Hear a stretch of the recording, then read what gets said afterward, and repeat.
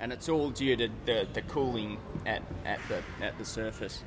That's sort of right over Mongolia. So this is June, so summer in the northern hemisphere. Singapore here, Qingdao here, and we got the whole sort of Russian landmass here. So if I just... It's very important to have somebody who can just look at all the information what we're getting and just anticipate really what's going to happen. Like the same what happened in the last leg. He saw something developing well in advance what everybody else saw, and I think that's just, you can't pay money back for that.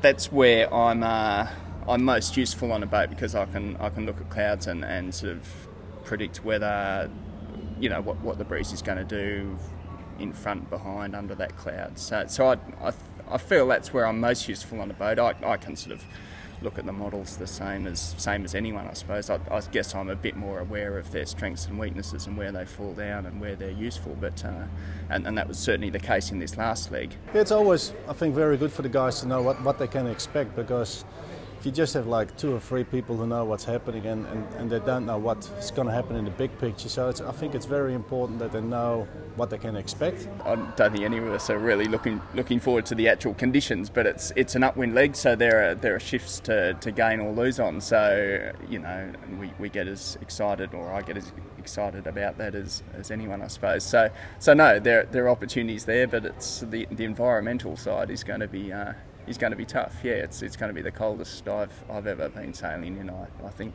Well, of course, we've got good clothes, we hope, but like what I said before, like there's not a lot of people, especially our Spaniards, haven't been sailing in minus degrees Celsius, so that's something will be just a complete new, will be an eye-opener for them. Kit-wise, yes, balaclavas, gloves, lots of layers. We've got some pretty warm boots on their way, some duck hunting boots from North America, which are about as warm as things get.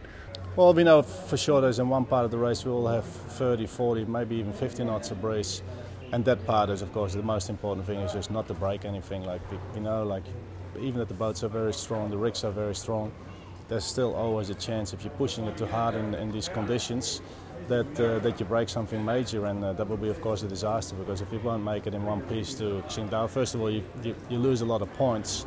But if you have to go divert to another port, then most likely you have to start shipping the boat to Qingdao. So there's coming all kind of other aspects. Excited, yeah. No, excited would be the word, because it's a race, and you know you've got a job to do, and we're competing against everyone else. And sailing's such a fascinating sport in that way. You've got a physical side and a mental side, and all the rest. And no, the conditions aren't going to be easy, but no, you just want to beat the other boats and do your job as best you can. So no, we're all very excited to be able to do that again.